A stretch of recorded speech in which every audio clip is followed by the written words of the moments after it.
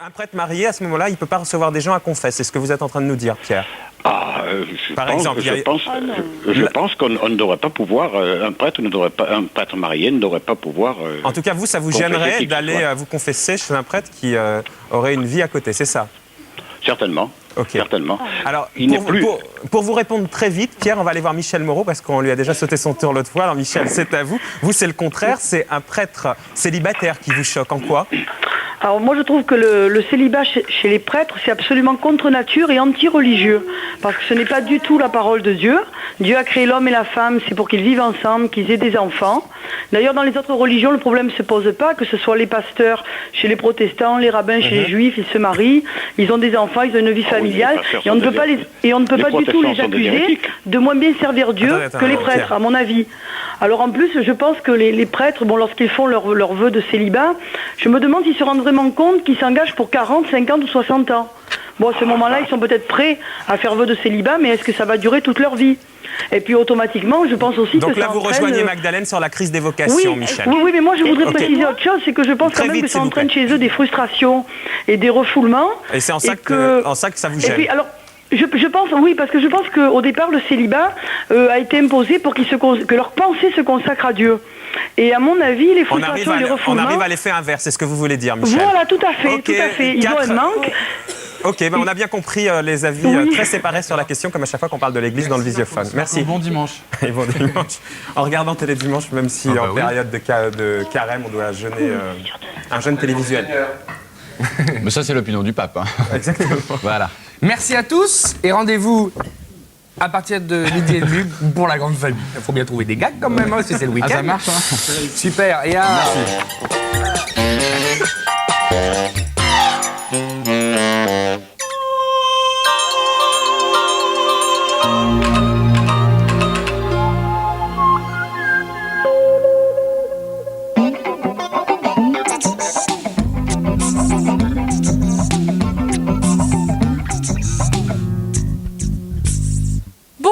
Aujourd'hui, nous avons une vingtaine d'offres d'emploi rien que dans la coiffure et en plus rien que pour la province.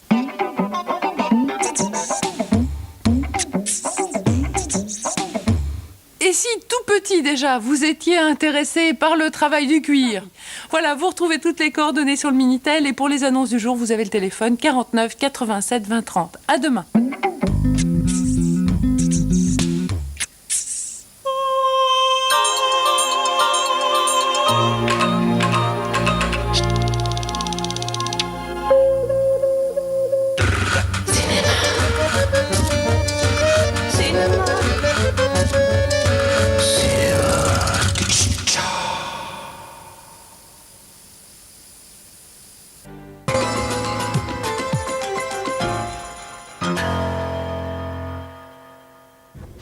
Le mouvement de suspension des importations de bœuf britannique s'étend. L'Allemagne, l'Italie, la Grèce et le Luxembourg ont décidé aujourd'hui de les interdire.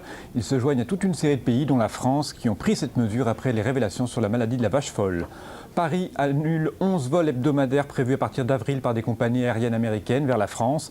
C'est la riposte à une mesure similaire décidée hier par Washington à l'égard d'Air France. Enfin, Claude Mauriac est mort. L'écrivain, ancien secrétaire du général de Gaulle, est décédé ce matin à Paris à l'âge de 81 ans. Prochaines informations à 19h30.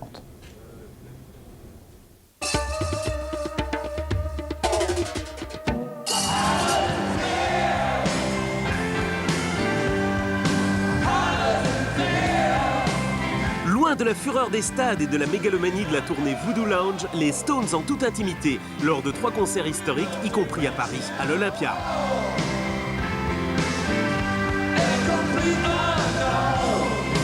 The Rolling Stones, Stripped, samedi 30, 21h10.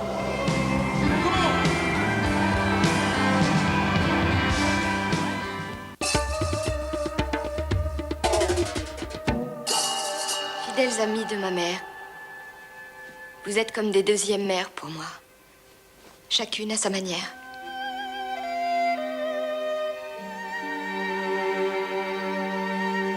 Les femmes, ces êtres supérieurs, attendez-vous à en rencontrer au moins 4.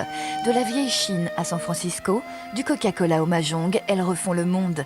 Jeudi 28 à 20h35, le Club de la Chance de Wen Wang, le réalisateur de Smoke.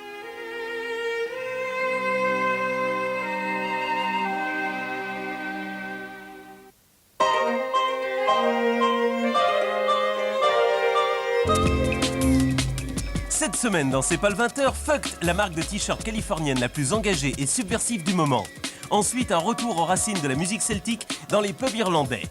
Une overdose de sexe et de sang avec Virginie Despentes, l'auteur de Baise-moi, tout un programme.